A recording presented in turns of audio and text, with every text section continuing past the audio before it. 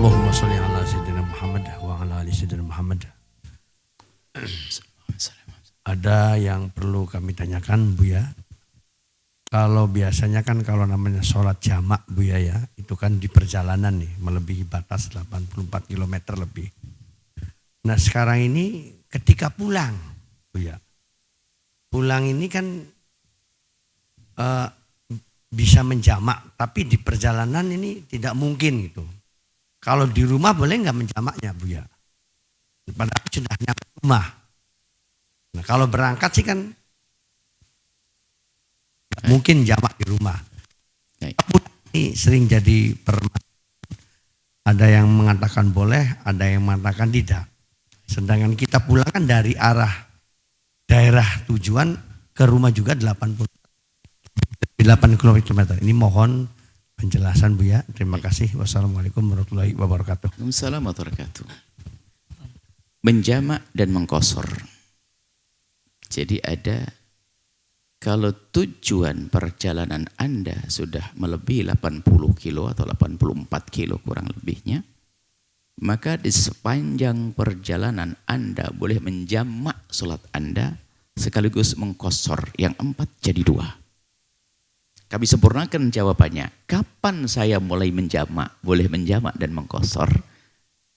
Anda mengkosor, kalau mengkosor Anda memulainya harus di saat Anda sudah berada di perjalanan. Biarpun baru keluar dari kota kecamatannya. Dari Sumber sini kita keluar ke Ciperna, itu keluar kecamatan. Kita mampir masjid di sana, sholat duhur 2 rakaat, sekalian sama asar sah. Karena tujuannya Semarang. Tujuannya lebih dari 84 km. Sepanjang perjalanan boleh.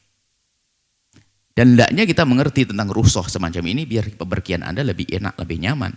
Cuman ada sebagian ibu-ibu, bapak-bapak juga yang mungkin malas mengajinya, itu susah mengkosor sholat. Padahal itu ada kemurahan dari Allah. Sholat duhur cuma 2 rakaat, ada diskon, pahalanya lebih banyak lagi, kan enak. Cuman karena kadang tidak mengerti hal-hal yang demikian ini. Kemudian di saat kembali, mungkin ya, anggap sajalah. Ini biasanya kami contohkan orang yang dari Jakarta. Pesawatnya, keretanya jam 5. Turun di Cirebon jam 9, kan begitu. Sholat maghribnya kan nggak ada, bolehkah saya niat menjamak di rumah saja? Yang jelas sepanjang di perjalanan kita niat menjamak, supaya kita tidak dianggap sebagai orang meninggalkan sholat. Kita berencana untuk melakukan sholat di jalan, biarpun ternyata tidak bisa nanti. Maka Anda tidak perlu memaksakan diri untuk turun pada akhirnya di pinggir jalan Indramayu sana, sampai anaknya yang 4 pada tidur, nanti tinggal sholat nangis, malah ketinggalan 1. Tapi Anda bisa langsung pulang ke rumah, melakukan sholat di rumah, maghrib di rumah jam 9, sholat maghrib dan isya di rumah. Tapi Anda sudah niat tadi untuk menjamak, untuk menarik sholat maghrib ke waktu isya.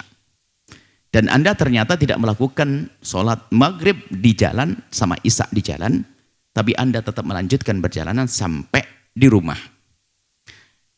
Dan di rumah bukan jamak, sudah nggak ada lagi jamak karena Anda sampai di rumah. Tapi namanya sholat qadha, mengqadha maghrib yang Anda tinggalkan di perjalanan. Cuman yang harus jadi catatan penting bahwa mengqadha maghribnya Anda adalah mengqadha yang tanpa dosa. Jadi nggak usah takut. Kenapa tanpa dosa? Karena Anda waktu meninggalkan maghrib berada di perjalanan. Jadi tidak perlu memaksakan. Tapi jangan disebut sebagai sholat jamak dalam bepergian. Wong Anda sudah sampai di rumah. Ini bukan disebut sebagai sholat jamak. Jadi Anda mengqadha maghrib 4 asarnya, isanya tetap 4 rakaat. Karena Anda sudah tidak di perjalanan. Ini yang sering diqadha bila ithmin. Orang menganggap nggak boleh sehingga dia memaksakan diri harus pergi turun di musola mana. Sampai anaknya keleleran pada nangis, tasnya hilang 1. Anda pulang langsung ke rumah, sholat di rumah yang enak, maghrib 3 rakaat, kemudian setelah itu sholat isya. Cuman sholat maghribnya namanya sholat qadha. Namanya qadha, tapi qadha yang tanpa dosa, nggak ada masalah. Jadi kalimat tidak dosa ini yang kadang tidak dihadirkan, menganggap qadha, astagfirullahaladzim pakai qadha. Ya, qadha tanpa dosa. Kenapa dikatakan tanpa dosa? Karena waktu Anda meninggalkan maghrib, Anda berada di perjalanan. Seperti itu. Jadi nggak usah memaksakan Anda turun di pinggir jalan, apalagi barang dagangan Anda banyak, anak-anak banyak dan seterusnya, ini kemudahan karena punya ilmu. Langsung berjalan, pulang ke rumah, sholat, cuman Anda tidak dapat diskon. Kalau Anda ingin mampir di masjid, di jalan, isaknya dapat diskon dari 4 jadi 2, lumayan. Tapi kalau di rumah harus 3, 4, seperti itu. Dan masalah-masalah seperti ini, sholat-sholat, masalah kemudahan dalam bepergian pun kita harus punya ilmunya. Mulai dari cara bersuci, istinja dengan tisu, mulai cara berwudu yang gampang. Kemudian sholat nggak usah bingung dimanapun tempat berada asalkan halal. Tidak harus pakai sajadah, tidak harus pakai mukena, yang penting menutup aurat. Dan ini harus dipahami. Supaya ibadah itu mudah, nggak ada satu orang pun meninggalkan. Sholat kami kemarin duduk dengan 2 orang, yang pertanyaannya mirip-mirip. Mereka adalah seorang yang pejabat lah bagaimana begitu. Dia bercerita, saya itu kalau sholat itu bingung pakai baju begini nih. Kadang merasa, kini sholatnya gimana ya? Apakah boleh saya daripada baju saya nggak yakin bersih, mending sholat di rumah? Ya nggak boleh dong meninggalkan sholat. Tidak ada alasan orang meninggalkan sholat. Pertanyaan semacam itu adalah banyak. Jadi bingung. Kenapa? Tidak mengerti kalau cara sholat itu adalah gampang dan mudah. Makanya sering kami sampaikan, jika ada satu orang yang tidak bisa sholat, itu yang salah gurunya. Kalau ada orang tidak bisa sholat, yang salah gurunya. Sholat gampang kok tidak sholat, tidak bisa, kenapa? Gurunya yang salah, ngajarinya nggak benar. Sebab sholat itu kan gampang, nggak bisa berdiri boleh duduk, nggak bisa duduk boleh baring, nggak bisa baring boleh telentang, boleh. Nggak ada air, ada tayang, ada wudhu, dan nggak ada istilah orang nggak bisa sholat. Bahkan sampai isyarat dengan pelupuk matanya. Dan menjalankan sholat dengan hatinya. Maka jika ada orang tidak bisa sholat, itu yang salah gurunya. Biar gurunya belajar bagaimana mengajarkan sholat yang mudah dan gampang. Wallahu a'lam bishawab. Sahabat Al-Bahjah TV, setelah menyaksikan video ini, jangan lupa bersolawat kepada baginda Nabi Muhammad.